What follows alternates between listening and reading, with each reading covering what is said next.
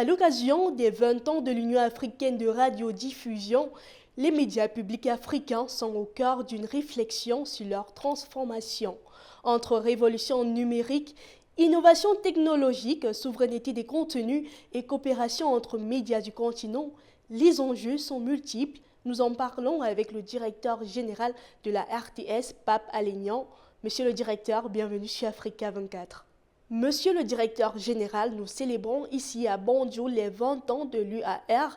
Avec le recul, quel regard portez-vous sur l'impact de cette institution dans la structuration et la solidarité entre les médias du continent depuis 2 décennies?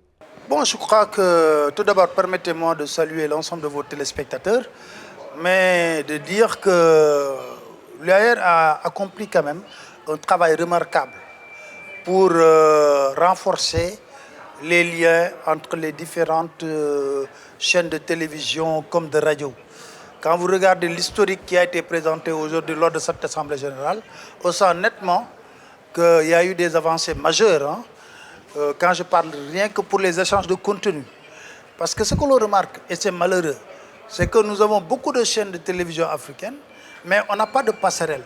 L'absence de passerelle, c'est quoi en réalité? Ça veut dire que nous n'avons même pas de protocole qui nous lie entre chaînes de télévision. Et aujourd'hui, en créant par exemple, rien que sur les échanges de contenu, en Algérie par exemple, chaque jour, moi, la RTS ou une autre chaîne de télévision peut se permettre d'aller puiser d'autres informations qui sont relatives à d'autres pays.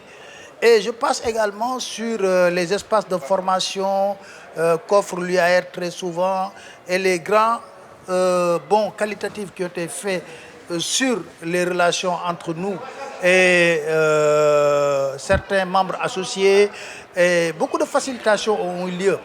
Maintenant, après ces 20 ans, l'UAR va aller vers une mutation. Parce qu'il faut répondre aux exigences de l'heure. Répondre aux exigences de l'heure, ça veut dire que l'écosystème médiatique a fortement évolué.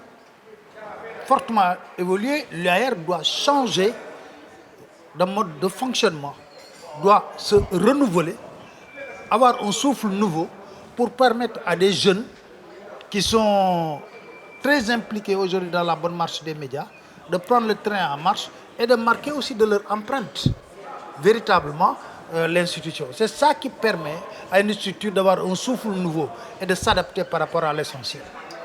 Le thème de cette année mentionne l'innovation face à l'essor des plateformes numériques et des réseaux sociaux. Comment votre média s'est-il transformé pour rester pertinent tout en préservant son rôle de service public ou de média de référence? D'abord, il faut se rendre à l'évidence que nous ne pouvons pas échapper aux réalités de l'écosystème médiatique. Ça veut dire qu'aujourd'hui, les médias, ce n'est pas seulement la radio, la télévision. C'est beaucoup plus même le digital. Vous regardez, ce n'est pas seulement en Afrique, vous regardez toutes les grandes chaînes du monde de télévision se sont digitalisées. Ils donnent des informations courtes, précises, en un temps record. Nous ne pouvons pas échapper à cette mutation. La RTS, nous avons fait des bons qualitatifs. On a un service digital. Et pour mieux gérer même ce service digital, le service digital est directement rattaché à la direction de la RTS. Nous avons des jeunes, nous avons plus de 10 ou 13 jeunes. Tout ce que nous faisons, nous avons notre propre chaîne YouTube, notre propre compte TikTok, nous sommes sur WhatsApp. C'est en fil continu. Par exemple, toutes les manifestations de la RTS sont retransmises en direct, en streaming. Et tenez-vous bien que pour cette dernière Coupe d'Afrique des Nations, l'ensemble des 33 matchs obtenus par la RTS ont été diffusés sur la plateforme YouTube de la RTS. Donc pour vous dire que nous, on s'adapte à l'essentiel, on a fait déjà un pas, mais je crois que nous devons encore renforcer cela parce que il faut se rendre à l'évidence. Le temps est devenu si précieux. On ne peut pas se permettre de rester pendant 1 heure de temps à écouter une information, alors que vous allez sur TikTok, vous avez en 1 minute, on vous résume, par exemple, la situation de la guerre entre les États-Unis, l'Israël et l'Iran, en 1 minute. Et vous êtes obligé de rester pendant 30 minutes pour comprendre cela. Non, le temps est précieux. C'est pourquoi que je pense que les médias classiques sont obligés d'aller vers cette forme de transformation ou bien qu'on donne à l'information de manière générale. Dans un monde globalisé, la question de la souveraineté des contenus est au cœur des débats de l'UAR. Selon vous, quels sont les leviers prioritaires pour que les médias africains cessent d'être de simples consommateurs d'images étrangères pour devenir les narrateurs principaux de nos propres réalités? Si vous regardez très bien, dans le continent africain aujourd'hui, on assiste à une guerre médiatique. Quand je dis une guerre médiatique, maintenant la guerre, ce n'est plus de prendre des armes, de bombarder, bon, comme ce qu'il le fait. Mais regardez, au même moment, quand vous regardez les Américains, les Israéliens, par exemple, je donne l'exemple, parce que c'est ça l'actualité. Aussi bien ils bombardent, aussi ils donnent des informations sur TikTok pour dire qu'on a vendu. L'Irak fait la même chose. C'est vous dire l'importance de la guerre médiatique. Vous prenez le continent africain aujourd'hui. Le continent africain est très convoité. C'est ça la vérité. Vous voyez que les Russes veulent s'implanter ici en Afrique. Ils se sont déjà implantés. Moi, je vois au Sénégal qu'ils ont fait une très grande campagne médiatique à travers les panneaux publicitaires et RT. Vous voyez CMG, les Chinois, ils sont là. Vous voyez qu'aujourd'hui, même France Média est en train de rendre gratuite sa plateforme de l'AFP pour permettre aussi de donner de l'information. À chaque fois, moi, je constate que on a des invitations vers cela. Mais ce qui est dommage, et je l'ai dit hier à des amis ivoiriens, je leur ai dit, mais remarque, chaque jour on se rencontre, on se parle, mais il n'y a même pas un protocole d'échange de contenu entre nous et la Côte d'Ivoire. Cette question de souveraineté de l'information, nous devons nous battre, nous, chaînes africaines, à être solidaires, à avoir des protocoles entre nous, à donner la bonne information. Si ces grandes chaînes veulent s'implanter en Afrique, c'est parce que tout simplement, l'Afrique suscite de l'intérêt.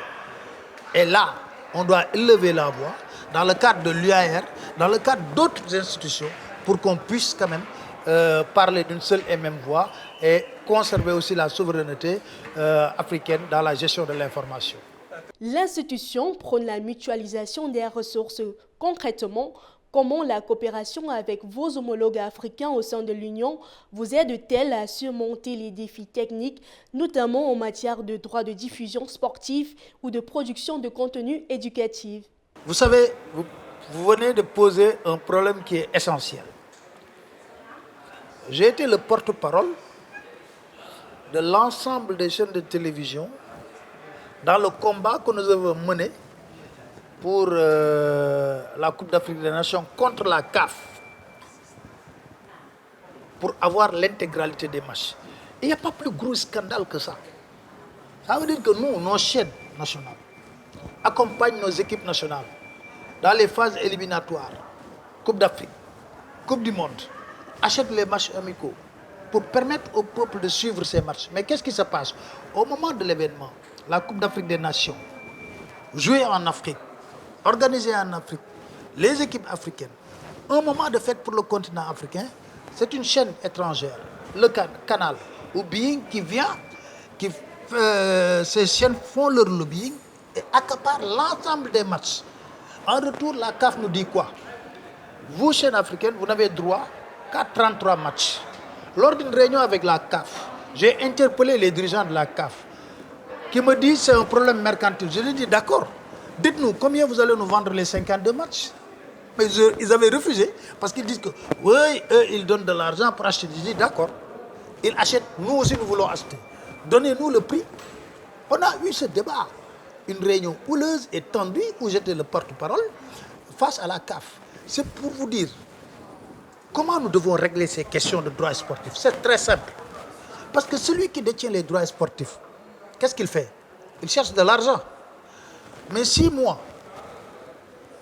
la Gambie, le Sénégal, la Côte d'Ivoire, un autre pays, le Mali, le Burkina Faso, comme on était toujours dans un collectif et on discutait.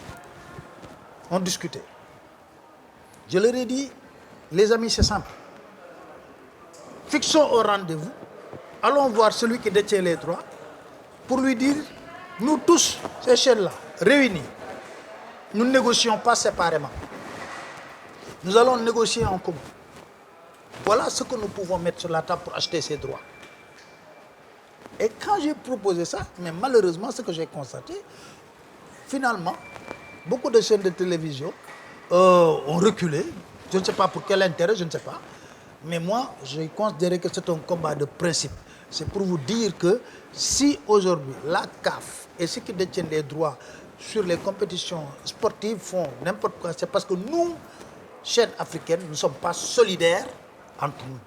Et je l'ai remarqué, parce qu'à chaque fois qu'il fallait se prononcer sur cette question, on me disait, Monsieur Niang, il y a telle chaîne qui voulait vous interviewer. Mais moi, j'étais convaincu du combat et je suis allé à fond. Et je pense que Dieu m'a gratifié en donnant le Sénégal la Coupe d'Afrique des Nations.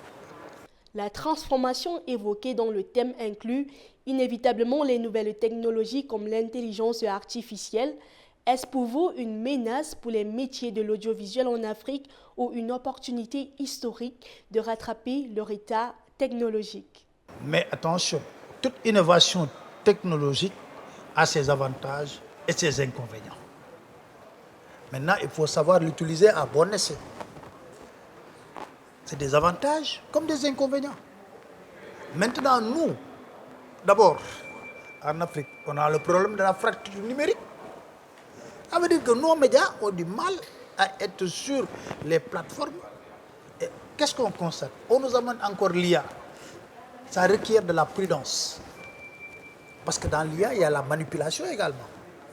Il y a le détournement d'objectifs également. C'est pourquoi, quand on dit que c'est une opportunité, oui. Mais il faut qu'on reste prudent en sachant que l'IA a ses avantages comme ses inconvénients.